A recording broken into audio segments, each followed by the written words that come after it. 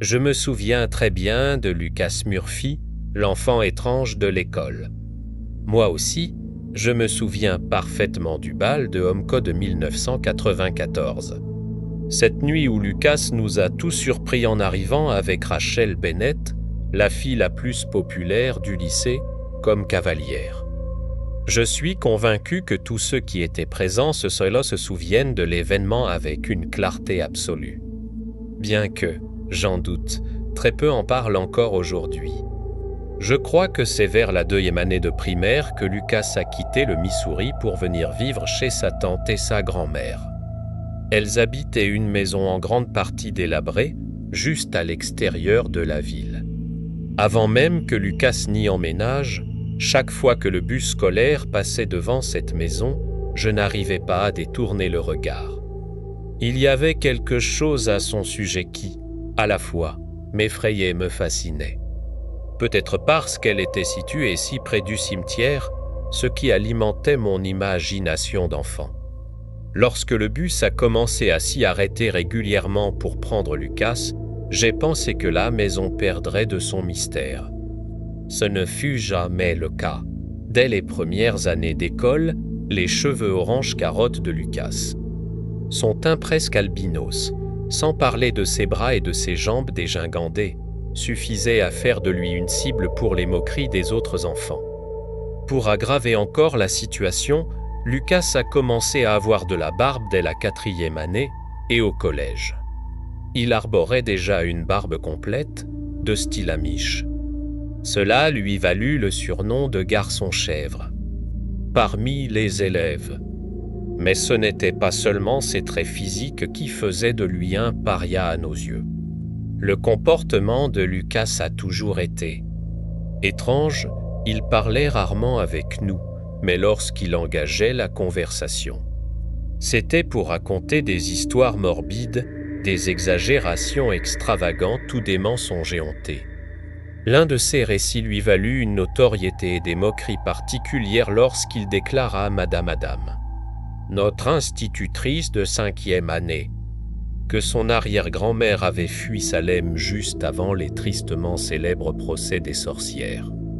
Après que Madame Adam lui expliqua gentiment que ces procès avaient eu lieu à la fin du XV siècle, Lucas se pencha en arrière sur sa chaise, esquissa un sourire en coin et répondit « Mon arrière-grand-mère est très vieille. » Avec le recul, il est troublant de repenser à la manière dont il parlait d'elle.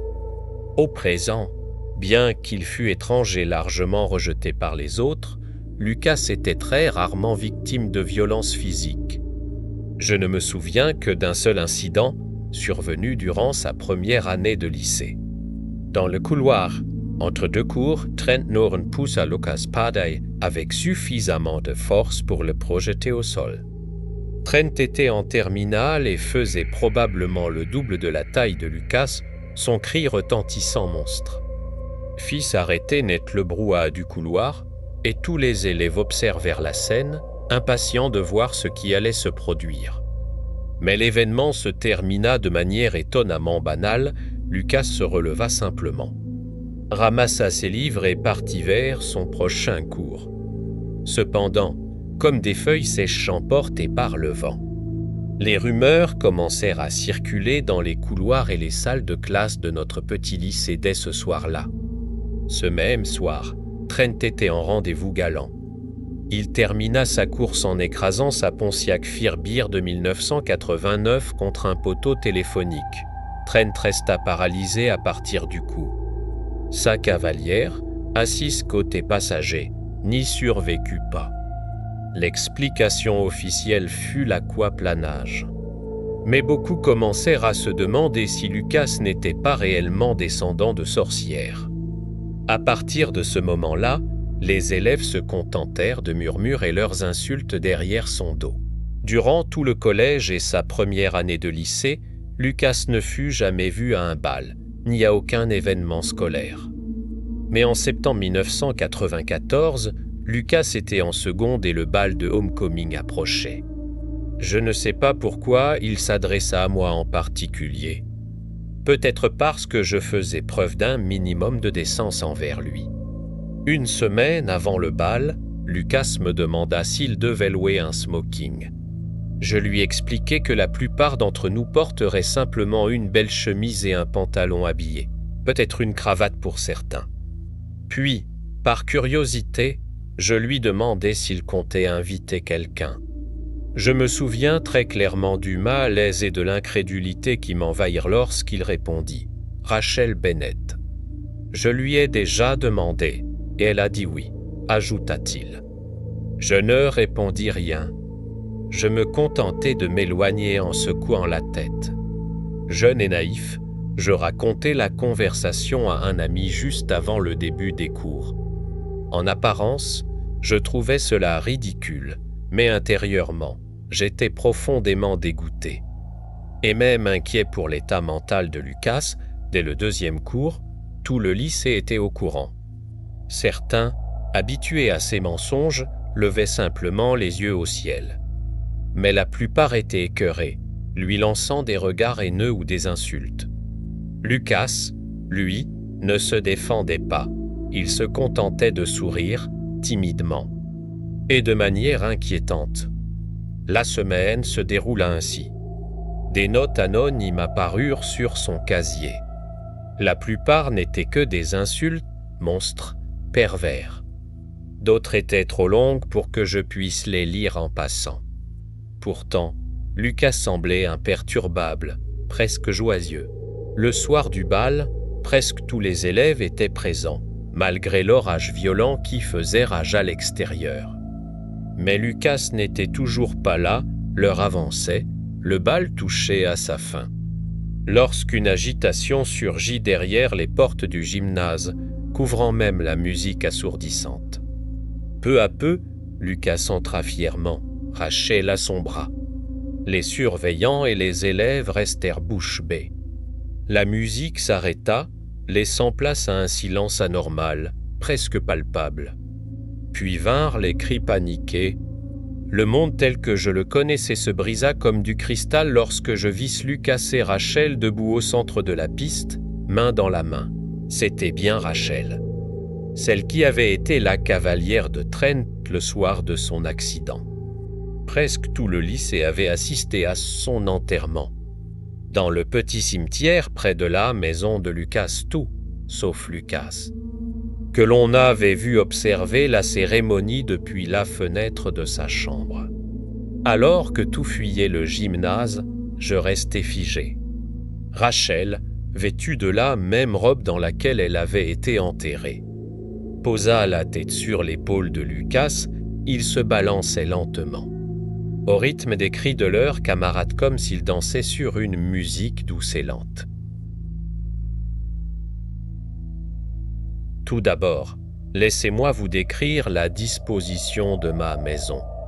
Contre le mur du fond de notre salon, il y a un canapé et en face, contre le mur opposé, se trouve la télévision. Un peu sur la gauche, un couloir s'ouvre. En suivant ce couloir, on trouve d'abord la salle de bain à droite, un peu plus loin ma chambre à gauche. Et juste en face, à droite, la chambre de mes parents. Tout au bout du couloir, sur la gauche, se trouve le bureau de mon père. Je ne me souviens plus exactement de l'année où cela s'est produit, mais je devais avoir environ 12 ou 13 ans, j'en ai 19 aujourd'hui. Je ne connais pas non plus l'heure précise, mais c'était certainement autour de la période de Noël.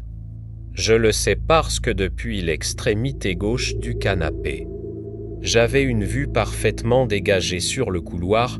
Le canapé avait été déplacé afin de laisser de la place au sapin de Noël, placé à droite. Et c'est là que tout a commencé. Dans ma famille, nous avons un rituel. Chaque soir, nous regardons un film ensemble. Nous le faisons encore aujourd'hui.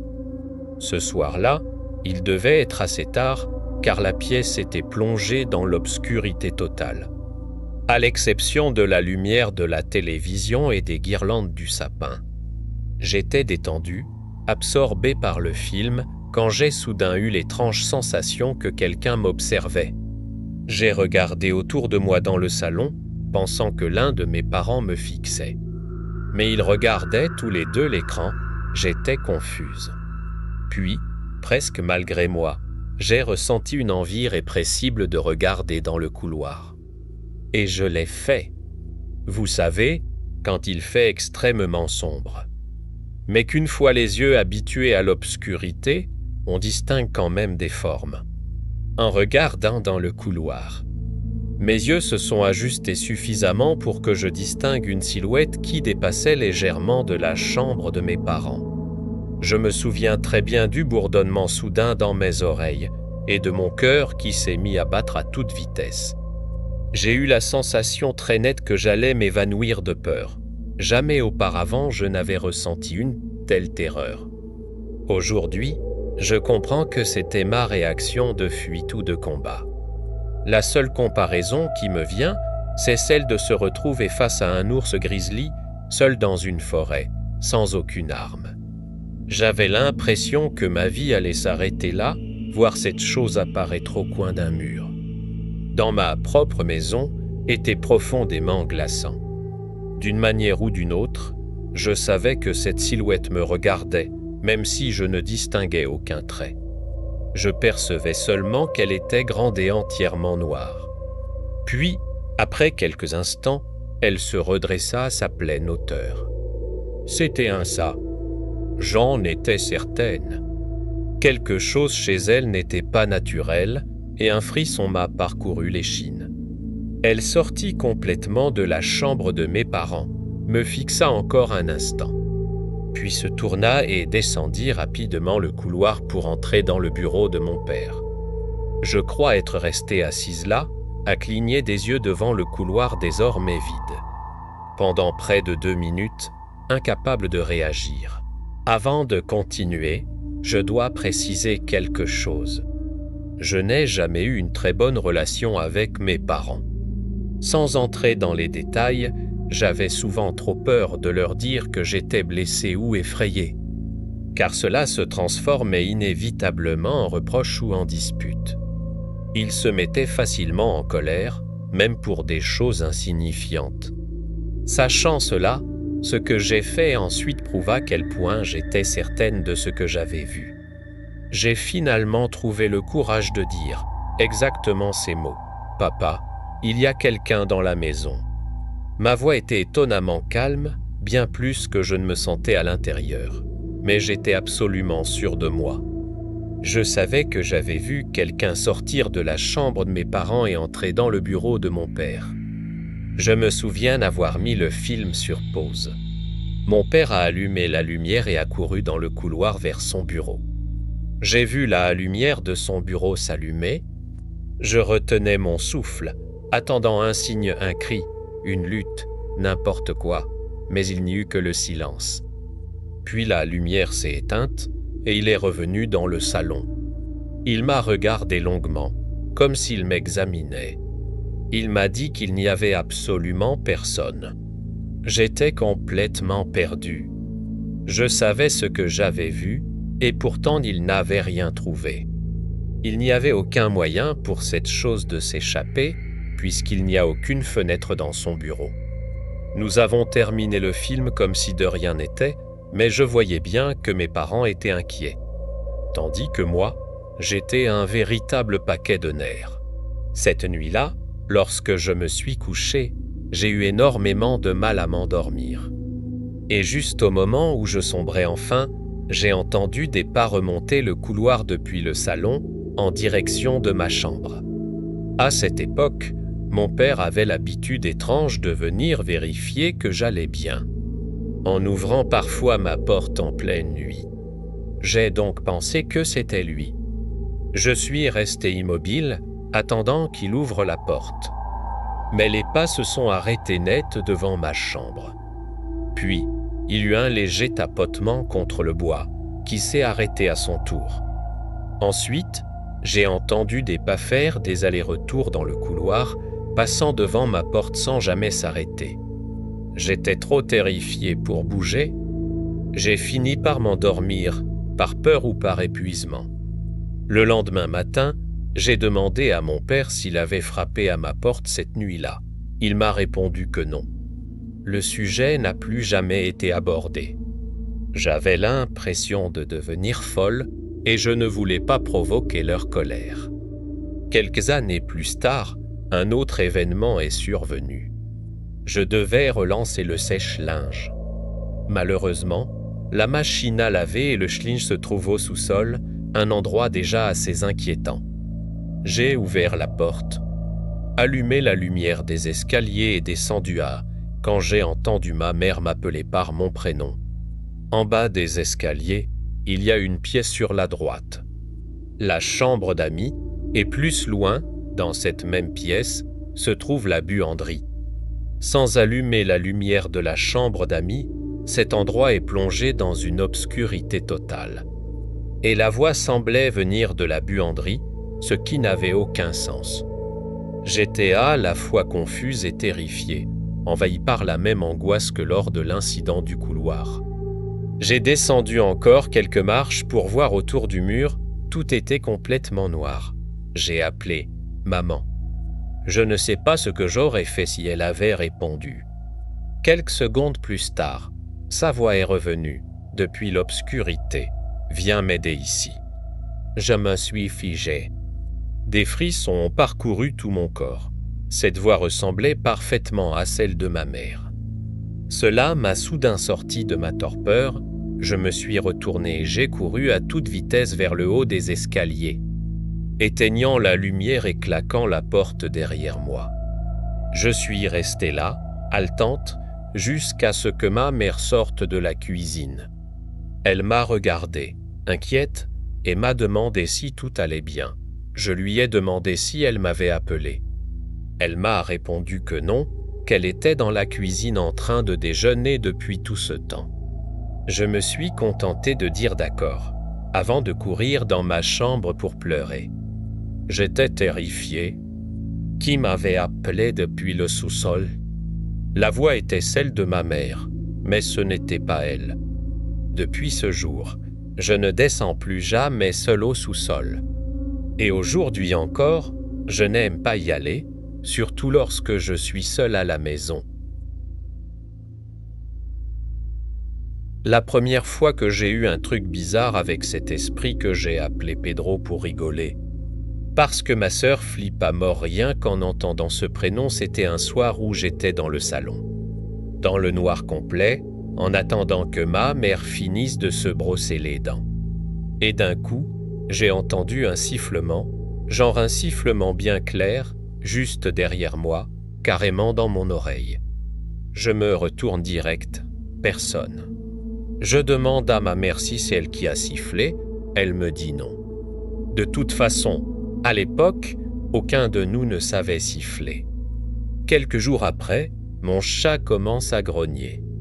Au début, je me dis que c'est peut-être le tonnerre ou un animal blessé dans la maison. Puis je pose la main sur le matelas et chance les vibrations, c'était bien elle. Je la prends dans mes bras. J'essaie de la laisser sortir de la chambre, pensant que ce qu'elle voulait. Mais dès que j'ouvre la porte, elle se barre. Elle s'assoit au bord de mon lit et fixe le couloir plongé dans le noir, en grognant. Ensuite, elle se planque derrière l'encadrement de la porte et elle n'arrête pas de passer la tête pour regarder. Là, je me dis qu'il y a sûrement quelqu'un qui est entré dans la maison.